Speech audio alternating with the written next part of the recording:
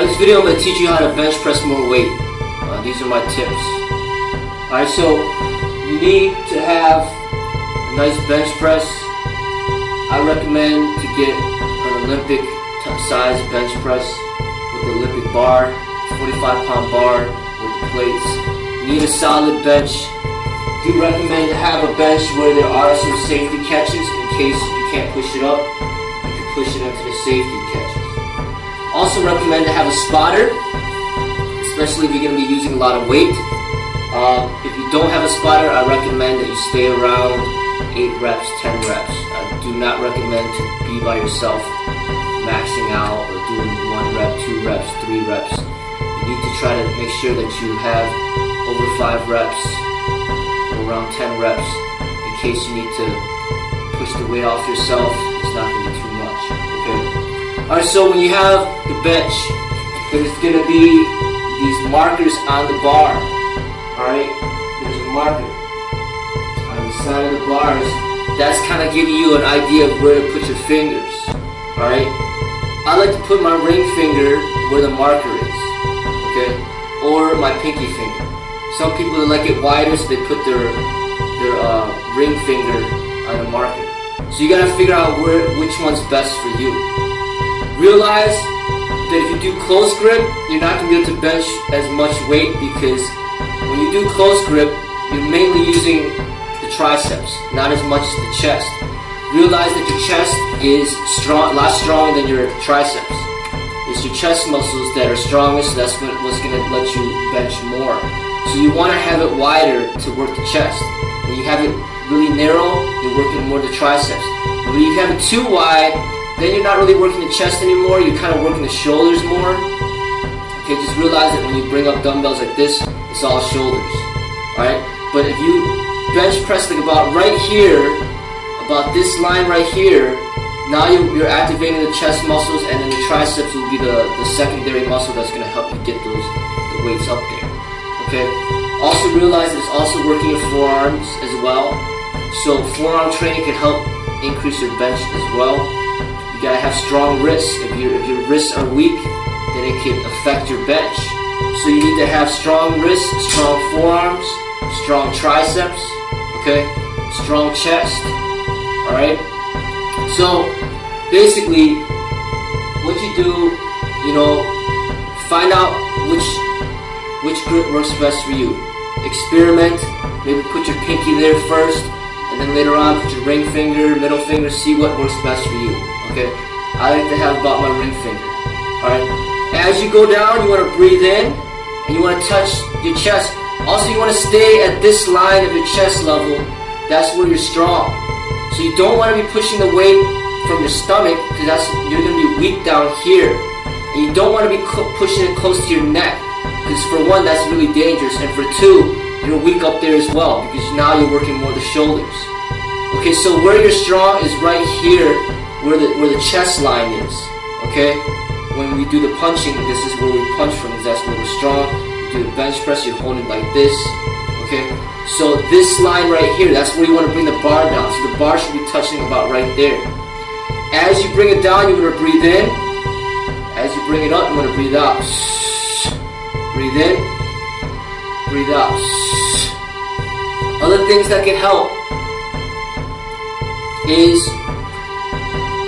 to use gravity to your advantage.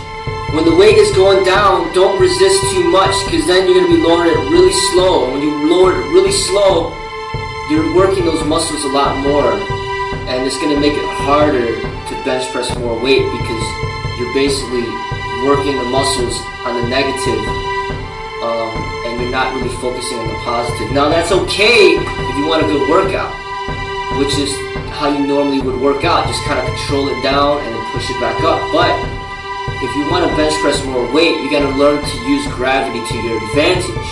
It's almost like the similarity when you're it's similar to like when you're biking and you're basically using wind to your advantage. You're not going against the wind, you're going with the wind, and then that makes you go faster. But if you go against the wind, you're going to go slower. So the weight is going down, gravity is making it go down, and then you're basically making it go really slow. You're going to be wasting all your energy, and you're not going to be able to push it back up. So basically, when the weight is going down, kind of let gravity bring it down, okay? But not to the point where you're smashing yourself in the chest, but just kind of let it come down a little bit quicker. And then when you go up, then just push up. And just push up and breathe out, okay? And try to make sure that you have an equal balance of the push out.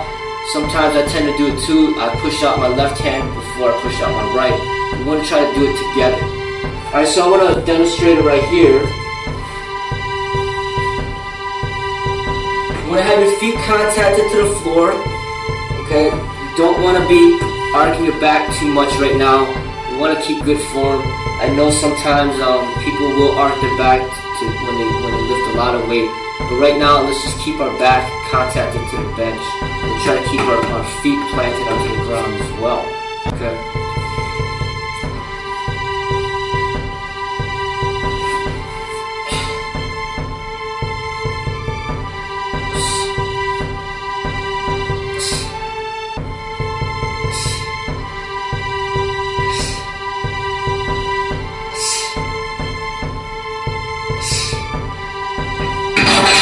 It's a lot easier to do it when you're just benching such light weight. You know, it's easier to have good form, but when you have a lot of weight, it's going to be a lot harder, okay? But that's pretty much how you want to do it.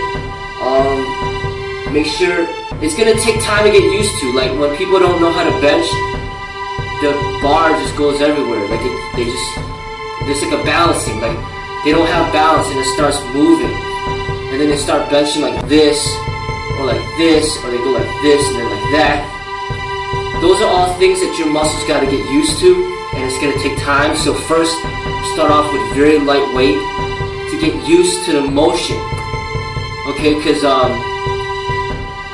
another thing is that you're laying down, you don't have a mirror that you can check your form. Unlike the bicep curls, you can look at the mirror and check your form, but with the bench press, there's no mirrors around. It's all based on feeling. You have to basically feel that you have the correct form, and that takes time. You're going to notice that you're going to be moving around a lot. That's normal at first, but then you're going to get a hold of it, and you're going to be able to get used to the motion, okay? Let me demonstrate it one more time. Now, maybe I'll use a little more weight this time so you see the difference of how it'll look with weight, with a lot more weight.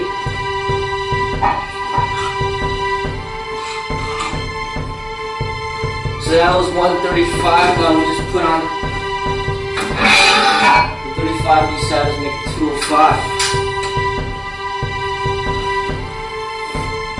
You still want to keep the same form, even though there's a lot more weight now. I don't have a spotter, but I've been doing this for such a long time that I know what I'm capable of, what I'm not, and I'm not going to be doing too many reps. And you'll see, I'm going to keep that same form, breathing in, breathing out, breathing in, breathing out.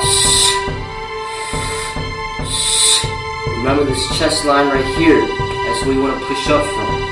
Alright, figure out where your hand positioning is the best for you. Right now I'm putting my pinky finger where the line is.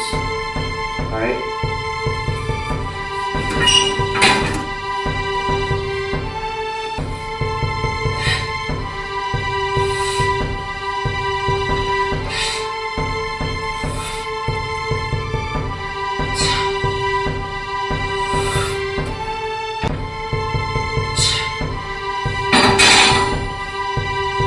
So that's the form that I teach.